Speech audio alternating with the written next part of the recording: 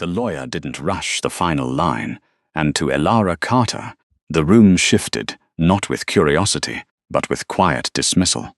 By then, everything that mattered had already been claimed. Cash accounts, investments, properties, each one neatly handed to people who hadn't even bothered to show up until the end. Elara hadn't moved. "I leave the property on Ridgeway Hill, the house, the land, and everything within its boundary." A pause. Then the laughter came. "That place?" her brother scoffed.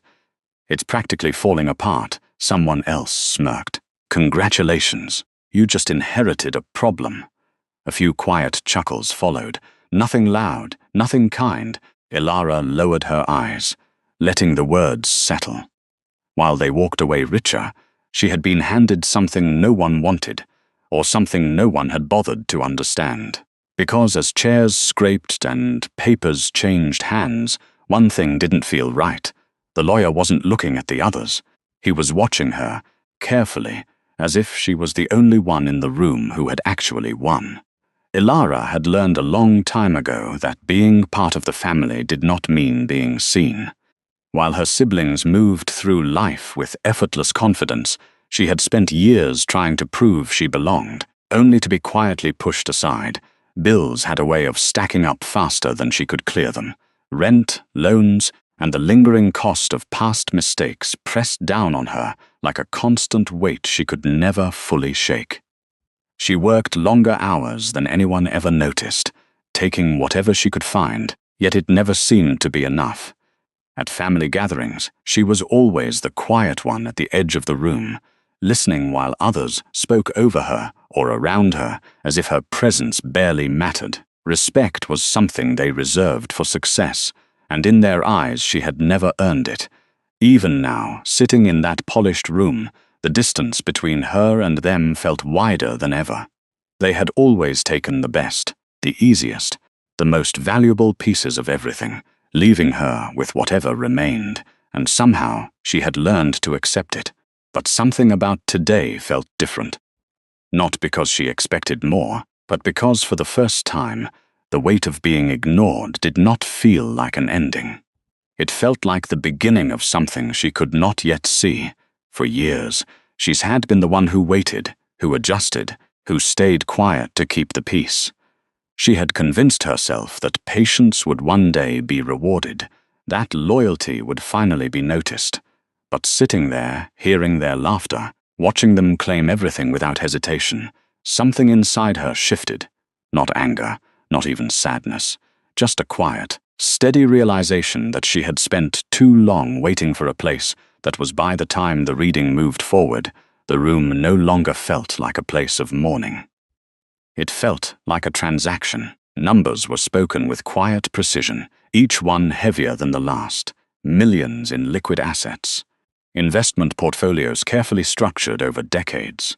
Properties in cities Elara had only ever seen in passing. With every line, the atmosphere shifted further, turning grief into quiet satisfaction. Her brother leaned forward when his share was read, a slow smile spreading across his face as if everything had finally fallen into place. Her sister barely reacted, but the way she straightened her posture said enough. This was expected. This was theirs. No one questioned it. No one hesitated. When Elara's name had come up earlier, it had been different. There had been confusion, then amusement, and finally dismissal. A house no one wanted. A structure no one believed held any value.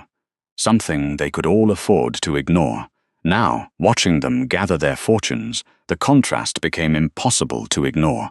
They walked away with certainty, financial security, status, control. She walked away with a liability. Or at least, that's what they believed. Because as the final documents were signed and the room began to empty, Elara couldn't shake the feeling that something about the division didn't make sense. It was too clean, too deliberate, almost as if the real inheritance had never been part of the conversation at all. The drive to Ridgeway Hill felt longer than it should have, the road narrowing as the city faded behind her. By the time Elara reached the final stretch, the pavement had given way to cracked gravel, winding through overgrown trees that blocked out most of the fading light. The house stood exactly where the lawyer had said it would, perched alone at the edge of the hill.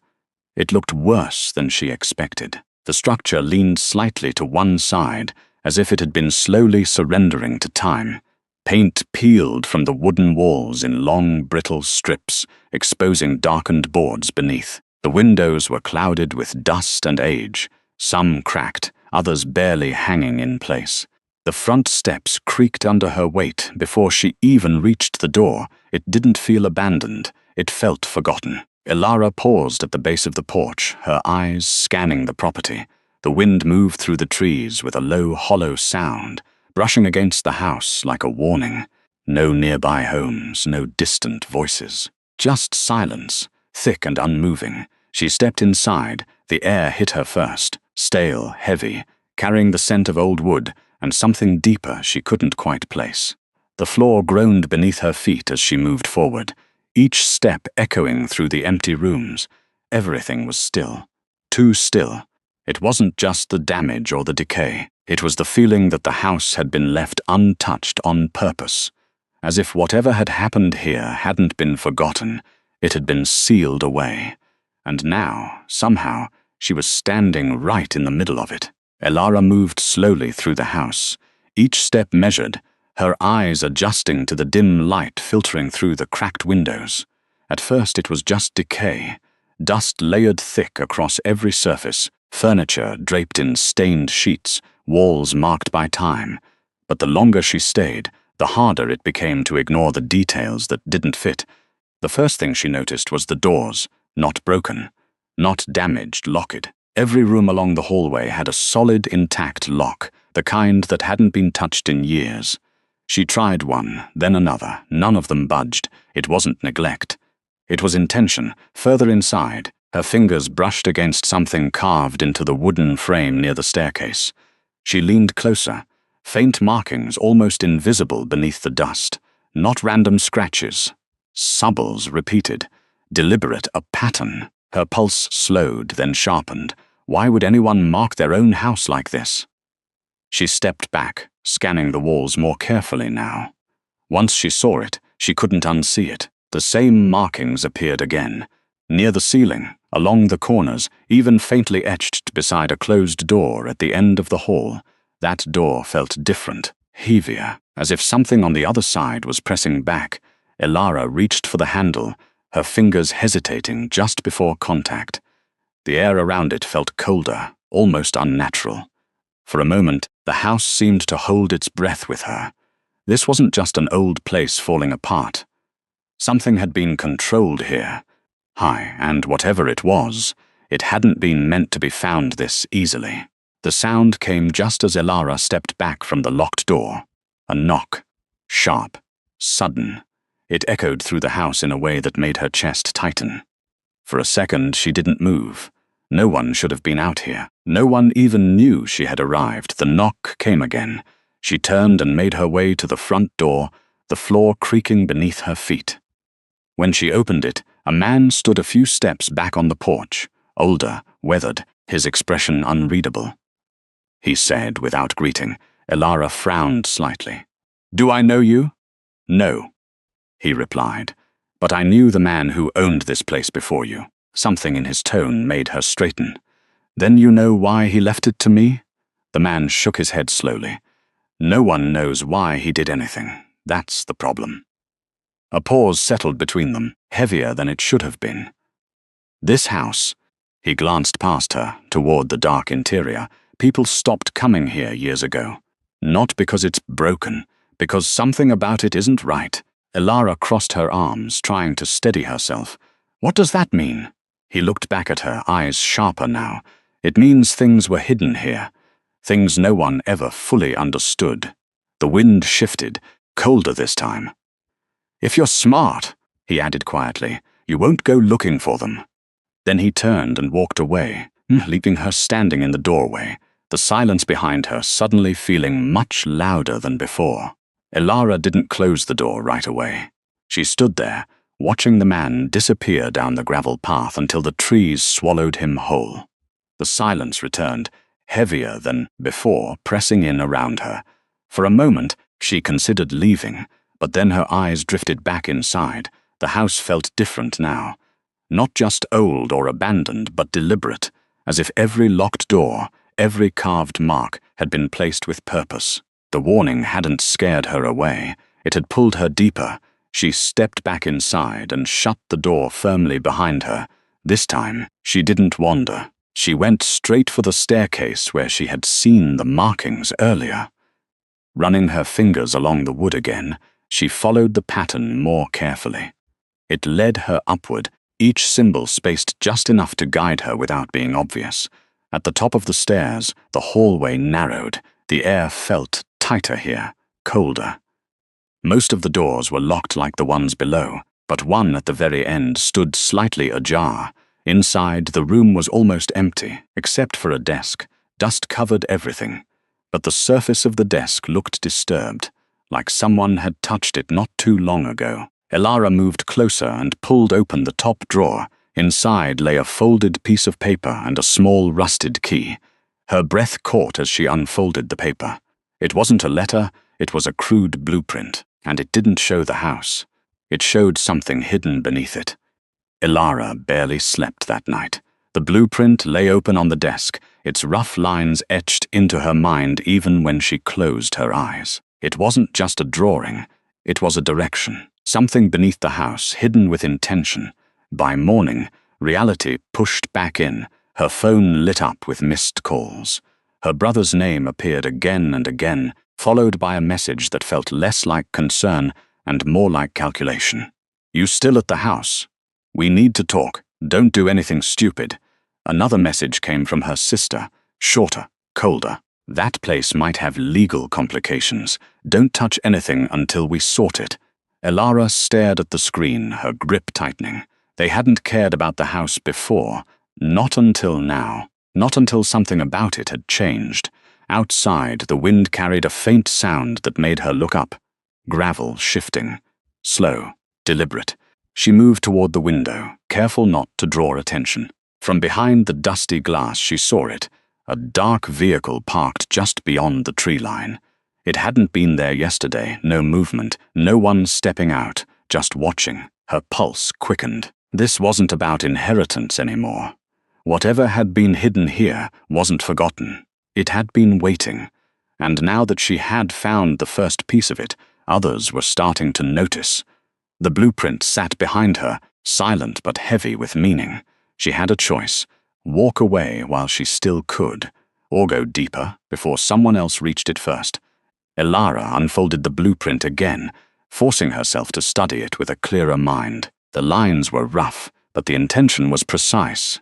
It marked a point beneath the house, slightly off-center from the foundation, closer to the rear wall, not visible, not obvious, high. She moved through the house with purpose now, counting steps, matching the crude sketch to the structure around her. The floor creaked beneath her as she reached the back room, the one that had felt colder than the rest. The markings on the walls were stronger here, deeper, almost urgent. Her eyes dropped to the floor. At first, it looked the same as everywhere else. Old wood, worn and uneven. But when she stepped closer, she noticed the difference. A faint seam, barely visible, cutting across the boards in a perfect rectangle. Her breath slowed. She crouched down, running her fingers along the edge. Dust shifted, revealing a thin gap where wood met wood. This wasn't damage, it was design. The key in her hand suddenly felt heavier. She looked around the room again, searching for anything that might fit. Her gaze stopped on a small iron plate near the base of the wall, almost hidden behind years of neglect. A keyhole, dark and untouched. Her pulse thudded in her ears as she stepped toward it. For a moment, she hesitated. Then she pushed the key in. It turned with resistance, the mechanism grinding like it hadn't moved in decades. A deep click followed, low and final. Behind her, the floor shifted. A section of wood lifted slightly, just enough to reveal darkness beneath. Not an accident, not decay. Something had been sealed here. And it had just been opened. The floor panel didn't open fully. It lifted just enough to reveal a narrow gap, as if whatever lay beneath had been sealed to resist time itself. Elara dropped to her knees, fingers pressing into the edges. trying to force it wider. It didn't move. She exhaled sharply and looked around the room, her eyes landing on a rusted iron rod leaning against the wall. Grabbing it, she wedged the tip into the gap and pushed down with all her weight. For a moment, nothing happened. Then the wood groaned. A sharp crack echoed through the room as the panel shifted another inch. Dust burst into the air, thick and choking, as if the house itself was resisting her. Elara coughed but didn't stop. She adjusted her grip and pushed again, harder this time. The resistance fought back. The hinges screeched, metal grinding against metal in a sound that made her teeth clench. Her arms burned, muscles straining as she forced the rod deeper into the gap. "Come on," she whispered under her breath. Another push. Another crack. The panel finally gave way, swinging open just enough for darkness to spill out beneath it. Cold air rushed up, sharp and stale, carrying a scent that didn't belong to an ordinary basement. Elara froze for a second, chest rising and falling as she stared into opening. It wasn't just hidden. It had been locked away, and whatever was down there had waited a long time to be found. Elara lowered herself into the opening, her hands gripping the rough edges as her feet searched for something solid below. After a short drop, her boots touched cold concrete. The air down here was different, thicker, preserved, untouched by time. She pulled her phone from her pocket and switched on the light. The beam cut through the darkness slowly, revealing walls that weren't part of any ordinary basement. Smooth, reinforced, built with intention. This wasn't storage, it was a vault. Her pulse quickened as she stepped forward, the sound of her footsteps echoing softly. The space opened wider the deeper she went, until the light finally reached something that made her stop completely. Roars, perfectly aligned rows stretching into the shadows. At first, she didn't understand what she was looking at. Then the light steadied, and the details came into focus. Heavy steel containers, stacked and sealed, wooden crates reinforced with metal edges, each one marked, labeled, catalogued. This wasn't random. This was organized wealth. Elara moved closer, her fingers trembling as she reached for one of the crates. The lid was secured, but age had weakened it. With a sharp pull, the seal cracked. Inside, tightly packed bundles sat in perfect order. Cash. Her breath caught as she stared at it, the realization hitting slowly. Then all at once, not a small amount, not forgotten savings, a fortune. She stepped back, turning slowly, letting the light sweep across the entire vault again. Dozens, no, hundreds of containers. The scale of it was overwhelming. This wasn't luck. This had been built, protected, and somehow, out of everyone, it had been left to her. The worthless house above her head suddenly felt very different. Because buried beneath it wasn't just value, it was power. Elara stood in the center of the vault, her breathing uneven, her mind racing to make sense of what she was seeing. This wasn't just hidden money. It was planned, protected, meant to stay buried. Her light shifted again, catching something different near the far wall. A desk. Unlike the crates, it wasn't industrial. It was personal. Old wood, worn edges, a single chair pulled back as if someone had left in a hurry. Elara moved toward it slowly, every step echoing in the silence. On the surface sat a leather-bound journal. Her fingers hesitated before opening it. The first page was dated decades ago. The handwriting was sharp, controlled. If you are reading this, then they have already taken everything they thought mattered. Elara's chest tightened as she turned the page. The entries told a story she had never been allowed to hear. Years ago, the fortune had been built by one man, quietly, carefully. But the family she knew had never earned it. They had taken it, manipulated records, claimed ownership through legal tricks and silence. He had seen it coming. That's why he moved it. That's why he hid everything beneath the one place no one would ever value. The house. Her hands trembled as she read the final lines. They will always chase what looks valuable. They will never look where the truth is buried. Elara closed the journal slowly, the weight of it settling deeper than the money ever could. This wasn't just an inheritance. It was a correction, a decision made long before today. to give everything to the one person they had always overlooked. The sound of footsteps above snapped Ilara's focus back to the present. Not one. Several the floorboards creaked, followed by the unmistakable force of the front door being pushed open. Voices carried down through the house, sharp and impatient. "They're here," her brother's voice cut through clearly. "I told you she wouldn't just sit on this." Ilara closed the journal and slipped it under her arm, her eyes scanning the vault one last time before moving toward the opening above. By the time she pulled herself back into the house, they were already inside. Her brother stood in the center of the room, her sister just behind him. Both of them looking around with a mixture of suspicion and greed. "You found something," he said immediately, stepping forward. "Didn't you?"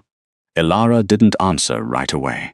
She simply looked at them, calm, steady. For the first time, she wasn't the one being questioned. "I was going to ask you the same thing," she replied. His expression tightened. "Don't play games. Whatever is here belongs to all of us." A quiet shift moved through her. "No," she said, her voice firm now. "It never did." The room fell silent. They had always spoken over her, dismissed her, controlled every conversation. But now, something had changed, not just in what she had found, but in how she stood. For the first time, they weren't looking down at her. They were trying to figure out what she knew. And, more importantly, what she controlled. By the time the sun rose over Ridgeway Hill, everything had changed. The house that once stood as a forgotten burden was no longer silent. Workers moved carefully through its halls in the weeks that followed, restoring what time had worn down but leaving its foundation untouched. Ilara made sure of that. Some things weren't meant to be erased. The fortune beneath it was secured, documented, and protected. This time in her name. Not hidden, not stolen, but claimed the way it was always meant to be. Legal battles came and went, but the truth held. The journal, the records, the structure itself, it all pointed to one undeniable fact. It had never belonged to them. Her family stopped coming around soon after. Without control, without leverage, they had nothing left to demand. For the first time, their absence felt like peace instead of loss. Ilara stood on the porch one evening, looking out across the land that had once been dismissed as worthless. The wind moved differently now, no longer hollow but steady. She hadn't just inherited a house. She had uncovered a legacy built on truth, protected by patience, and given to the one person no one thought to choose. Sometimes the greatest fortunes aren't the ones everyone fights over. They are the ones quietly left behind, waiting for the right person to see their worth.